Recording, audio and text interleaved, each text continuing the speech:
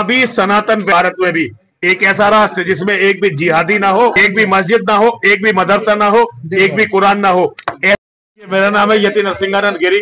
मैं श्री पंचदशनाम जूना अखाड़े का महामंडलेश्वर हूँ और मेरे साथ हैं सत्यदेवानंद जी, राम स्वरूपानंद जी, डॉक्टर उदिता त्यागी, राकेश जी और संजय जी। हम लोग यहाँ एक विशेष निवेदन वाराणसी की जनता से करने के लिए आए हैं। वाराणसी की जनता ने हमारे भारत के प्रधानमंत्री नरेंद्र भाई मोदी जी को तीसरी बार संसद में भेजा है। आज बांग्लादेश में जो हमारे हिंदू भाई बहन बेटियों की दुर्दशा है, ये दुर्दशा पाकिस्तान में भी है। और जैसे अफगानिस्तान में से हिंदू बिल्कुल खत्म हो गया, पाकिस्तान और बांग्लादेश से भी ऐसे ही हिंदुओं को मारकर खा जाएंगे इस्लाम के जिहादी। तो हम भारत के प्रधानमंत्री जी से चाहते हैं कि वो सैन्य कार्रवाई करें और सैन्य कार्रवाई के द्वारा बांग्लादेश में भी और पाकिस्तान में भी हिंदुओं के लिए अलग देश बनवाएं और भारत में भी सनातन वैदिक राष्ट्र बनना चाहिए। ये आप जो वाराणसी के नागरिक हैं, ये दबाव आप प्रधानमंत्री पे बनाएं।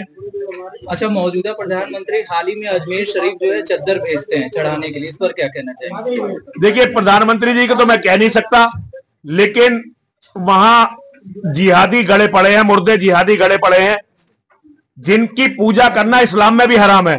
मतलब हिंदू धर्म में तो खैर कोई बात ही नहीं, जिसकी पूजा करना इस्लाम में भी हराम है। तो अब मैं कह नहीं सकता कि प्रधानमंत्री जी ने चद्दर भेजी, नहीं भेजी, भेजी तो क्यों भेजी, ये तो प्रधानमंत्री जी जाने। आपका भी ये मानना है कि जो मौजूदा सरकार है वो धर्म के नाम पे दोहरी राजनीति कर रही है?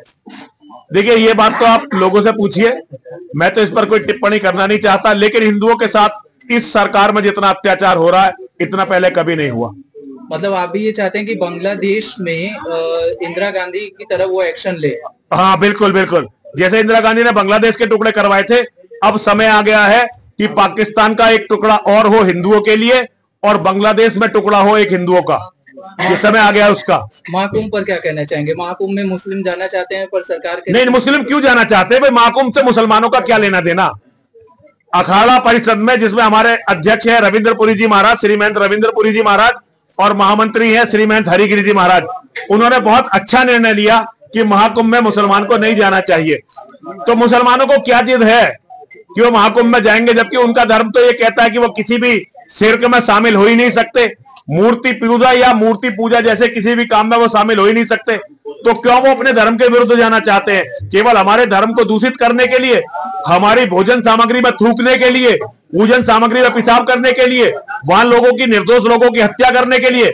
ये अखाड़ा परिषद का बहुत सही निर्णय है और हम सब उनका समर्थन करते हैं। हाल ही में वक्फ बोर्ड ने कहा है कि महाकुंभ की जितनी भी जमीन है वो वक्फ बोर्ड की। देखिए, जहां तक वक्फ बोर्ड की बात है, ये जो वक्फ बोर्ड चला रहे हैं ना मौलाना, इनके बाप दादा 1947 में अपने हिस्से से अधिक जमीन हमारे बाप दादाओं से लेकर, अपना हिस्सा लेकर पाकिस्तान बांग्लादेश बना चुके हैं भाई। भारत की 1 इंच जमीन भी सिद्धांततः है, 1 इंच जमीन भी किसी मुसलमान की नहीं है। और जहां तक महाकुंभ की जमीन में वक्फ का सवाल है, लाखों साल से महाकुंभ लग रहा है, ये वक्फ बोर्ड कब का हो गया? तो ये तो केवल एक बदतमीजी है इनकी, ये नीचता की पराकाष्ठाएं हैं कि ये लोग, और इससे इनकी औकात पता चलती है कि ये लोग ना मानवता में विश्वास करते हैं, न किसी की अच्छाई में विश्वास करते हैं, और किसी दूसरे धर्म का तो ये सम्मान कर ही नहीं सकते भाई। हिंदू और मुस्लिम एक साथ एक देश में नहीं रह सकते, ऐसा आप कह रहे हैं? मुसलमान के साथ दुनिया की कोई कौम नहीं रह सकती और ये आपस में भी साथ नहीं रह सकते। जैसे पाकिस्तान में भी हिंदुओं को तो लगभग खा गए, अब वहां कौन लड़ रहा है? शिया सुन्नी लड़ रहे हैं, अहमदियों को मार रहे हैं, खोजाओं को मार रहे हैं, इस्माइलियों को मार रहे हैं। अफगानिस्तान में वहां कौन है? वहां हिंदू को खा गए पहले मार के, अब बचे कुछ आपस में लड़ रहे हैं। सीरिया में कौन लड़ रहा है? इराक में कौन लड़ रहा है? ईरान में जो रोज लोगों के कत्ल कर रहे हैं, कौन कर रहा है? तो मुसलमान दुनिया में भाई किसी के साथ नहीं रह सकते और अपने भी साथ नहीं रह सकते। उनका काम है कत्लो गारत, जो उन्हें मोहम्मद और कुरान ने सिखाई है, वो उसी काम में लगे हुए हैं। तो उनका भी ये सवाल होता है कि अगर कहते हिंदू और मुसलमान एक साथ नहीं रह सकते तो हम कहाँ पे जाए? उनका भी बताइए, वो किस देश में जाकर के रहेंगे? भैया, उन्होंने बंटवारा करवाया नहीं था क्या? उन्होंने भारत का बंटवारा पहले करवा चुके हैं। उनका यहाँ है क्या? वो अपने हिस्से की जमीन, जितनी आबादी थी उससे 1.5 गुनी जमीन लेके पाकिस्तान और बांग्लादेश बना चुके हैं। अब वो कब तक यही करते रहेंगे? कब तक यही करते रहेंगे? उन्हें, अच्छा चलो ठीक है, यहां तो जो वो शरणार्थी बन के यूरोप में गए और अब वहां यूरोप की बेटियों के साथ जो बलात्कार कर रहे हैं, वहां के लोगों पर जो ट्रक चला रहे हैं, गाड़ी चला रहे हैं, वहां जो तोड़फोड़ कर रहे हैं, वो क्या है? ये उनकी मानसिकता है, वो लुटेरे हैं। Islam is an organised gang of criminals. प्राचीन मंदिरें मिल रही, अयोध्या में स्थापना हो गई, वाराणसी में विश्वनाथ मंदिर का, संभल में भी प्राचीन मंदिर मिला। देखिए दुनिया के किसी भी प्राचीन मस्जिद को खोज लो, दुनिया में जहां भी कोई प्राचीन बड़ी मस्जिद है ना, उसके नीचे दूसरे धर्म का धर्म स्थल मिलेगा ही मिलेगा। इसमें ज्यादा आप और बात करो ही मत। मोहम्मद की जो बनाई हुई पहली मस्जिद थी, वो उस मंदिर को तोड़कर बनाई थी जिसमें उसके बाप दादा पूजा करते थे। मोहम्मद के अपने बाप दादा, ये मैं नहीं कह रहा हूं, अगर उनकी किताबों से साबित ना हो तो यही मुझे फांसी चढ़ा देना। जिन मंदिरों में मोहम्मद के अपने बाप अपने दादा महंत हुआ करते थे, मोहम्मद ने उस मंदिर को तोड़ा और वहां मस्जिद बनाई। जबकि अरब में तो कभी जमीन की कमी नहीं थी, आज भी कभी नहीं है। अपने बाप दादों के मंदिर को छोड़ देता, अलग मस्जिद बना लेता। लेकिन उनका कहना है कि हम मंदिर तोड़ने के लिए पैदा हुए हैं। जब महमूद गजनबी भारत आता था तो बहुत सारे सेठ साहूकार अपने पैसे लेकर जाते थे कि हमारा मंदिर छोड़ दो और पैसे ले लो। तो महमूद गजनबी ये कहता था कि मैं बुत शिकन हूं, बुत फरोश नहीं हूं, मैं बुतों को तोड़ने वाला हूं, बुतों को बेचने वाला नहीं हूं। और महमूद गजनबी हीरो है यहां के हिंदुस्तान के मुसलमानों का।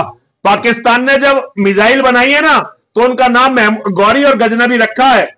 हालांकि वहां भी बहुत सारे लोग हैं जिनमें थोड़ी बहुत अकल है, वो कहते हैं भाई ये लुटेरे थे। अभी उनके रक्षा मंत्री ने भी कहा।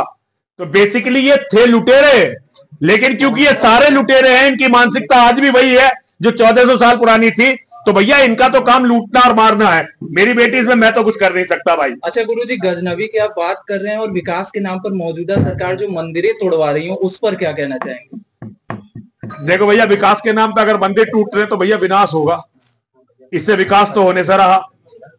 मंदिर टूट के जो विकास होता हो उसे विकास मत मानो, उसे विनाश मानो। जो अपनी आध्यात्मिक धरोहरों को तोड़ के होता हो उसे विकास कहना केवल मानसिक पागलपन है, दिवालियापन है, और ये पराकाष्ठा है अन्याय और अत्याचार की।